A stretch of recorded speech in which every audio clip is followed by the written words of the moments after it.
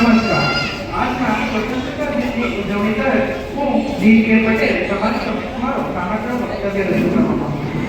મિત્રો, આજે 15મી ઓગસ્ટ 2025ના આ પાવન અવસરે આપણે એકતા અને ગર્વ સાથે આ સ્વતંત્રતા દિનની ઉજવણી કરી રહ્યા છીએ. પરંતુ મિત્રો, આપણા દેશ ભારતને આઝાદી મળી તે માત્ર જીવનની સામાન્ય ઘટના નહીં, પરંતુ અનેક વર્ષોનો સંઘર્ષ, બલિદાન અને આપણા શૂરવીરો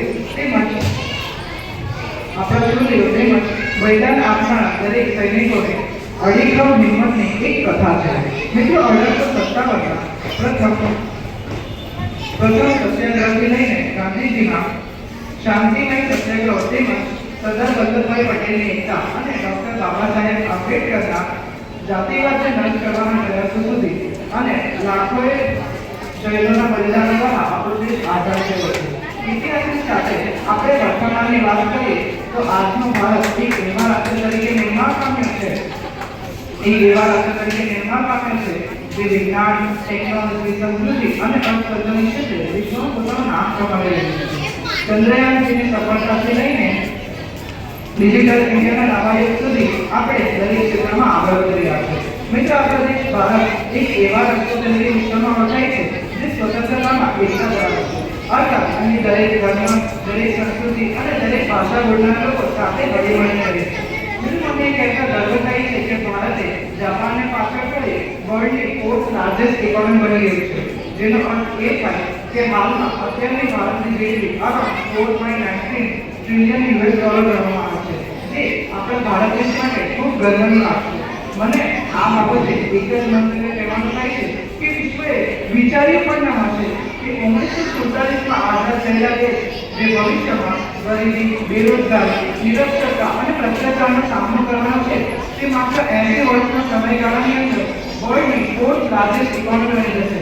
અને ભારતની માત્ર સંસ્કૃતિની વાત ન થાય તો કેવી વાત છે? મિત્રો, ભારતની સંસ્કૃતિ ભારતના ઇતિહાસની જેમ એટલી જ વિશાળ અને ગહન છે.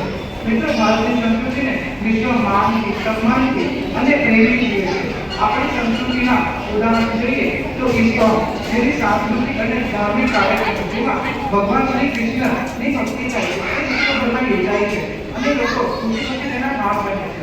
તેમજ યોગ અને આયુર્વેદ આપણા ભારતની પારંપરિક પ્રેક્ટિસો છે, જેનો ઉપયોગ કરી વિશ્વના દરેક લોકો સ્વસ્થ બને છે અને તેના ઉપયોગ થાય છે. ઉપરાંત રાષ્ટ્રસંઘ એટલે કે યુનાઇટેડ નેશને પણ આપણા યોગને સન્માન આપતા વિશ્વ યોગ દિવસ પણ જાહેર કર્યો છે.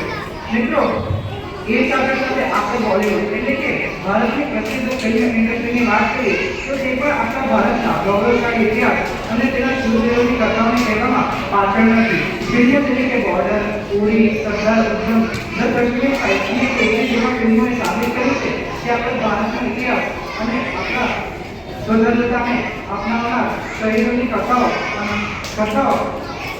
અનન્ય છે. માટે મારું એ કહેવું છે કે આપણે આપણા ભારતના ઇતિહાસનો અભ્યાસ કરવો જોઈએ અને તે વિશે જાણકારી લેવી જોઈએ. અંતે હું બે શબ્દ કહી મારા ભાઈને વિરામ આપું છું. I feel proud of my country India and I am proud to be an Indian. જય હિન્દ, જય ભારત.